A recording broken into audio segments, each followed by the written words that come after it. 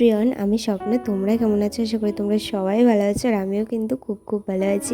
তো ভিডিওটা শুরু করছিলাম দুপুরবেলা থেকে। আর দুপুরবেলা দেখো কত সুন্দর চারিদিকের ওয়েদারটা, প্রায় বৃষ্টি আসার মুহূর্ত। পুরো আকাশ মেঘলা করেছিল, আর এদিকে কিন্তু বৃষ্টি আসার সময়টা কিন্তু আমার বেশ ভালো লাগে। তো ওই জন্য চারিদিকে আর কি আমি ওই সময়টা না ঘুরে ঘুরে দেখছিলাম। আমাদের পুকুর পাড়ের দিকে একটু এসেছিলাম, কারণ এই দিকটাতে মানে গাছপালাটা বেশি, তো হাওয়া দিয়ে মানে হাওয়াটা একটু বেশি দেয়। কিন্তু তখন দিচ্ছিল না আমি যখন যাই, কারণ হাওয়াটা উল্টো বইছিল, পুকুর পাড়ের দিকে আসছিল না, পুকুর পাড়ের অপোজিটে হাওয়া বইছিল। দেখো তোমরা গাছের হাওয়া দেখেই বুঝতে পারবা। তো দেখো গাইস, পুরো বিলের টেক্সচারটা কত সুন্দর লাগছিল না। আর এখানে কিন্তু আমাদের গাইকেও বাঁধা ছিল, আর বিলে কটা আমাদের মুরগিও ছিল, তো ওরা এখনও ঢুকিনি।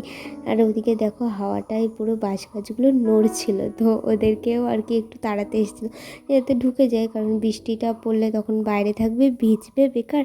তো সেই জন্য ভাবলাম যখন ওইদিকে যাব ওদেরকে তাড়িয়েও নিয়ে যাব। তো এখানে দেখো তারপর আমি হুট করে ঘরে চলে এসেছি, কারণ বেশি হাওয়া দিলে ঘরটা তো ময়লা হয়ে যাবে। জানলাটা যদি খোলা থাকে তো এমনিতেই দেখো কত ধুলো উড়ছে ঘরের মধ্যে। তো মানে আমি আসার আগে থেকেই ঘরটা অনেকটা মানে হাওয়াটা জোরে দেওয়া শুরু হয়ে গেছিলো।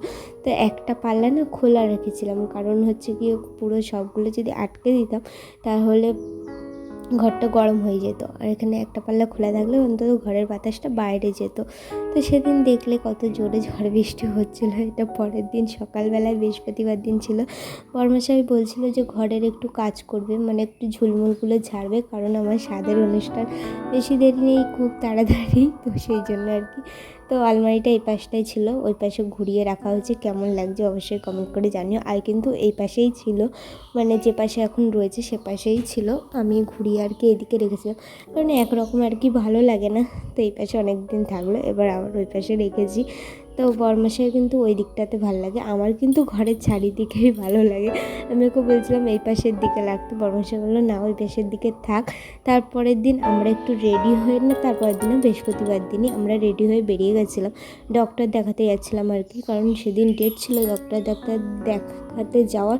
আমার যে প্রবলেমটা ধরা পড়েছিল সেটা তো তোমাদের সাথে শেয়ার করিনি, আমার বেবি হয়ে যাক তারপর তোমাদের সাথে শেয়ার করব, কারণ এই মুহূর্তে চাই না আর কি শেয়ার করতে। তো বাড়ি চলে এসেছিলাম, বাড়ি চলে এসে বিকালবেলা বলছিলাম না গাছ ভেঙে পড়েছে, তো এই দেখো আমাদের গাছ ভেঙে পড়েছে।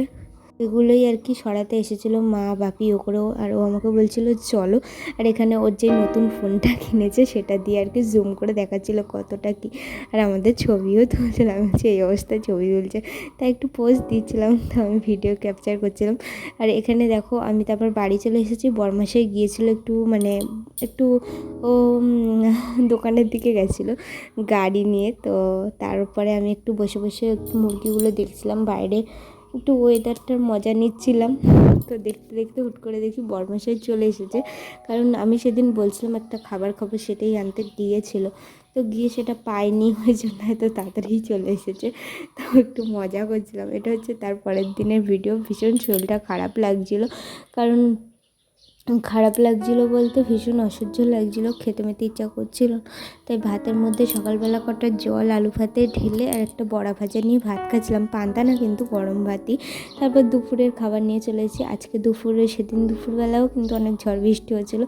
এখানে শাক ভাজা, ডিম চচ্চড়ি, আর এটা ছিল লাউয়ের ঝোল, আর এখানেও একটা ডিম সেদ্ধ ছিল। তো ভিডিওটা এখানে শেষ করছি, ভালো লাগলে লাইক কমেন্ট শেয়ার করে দিও, বাই।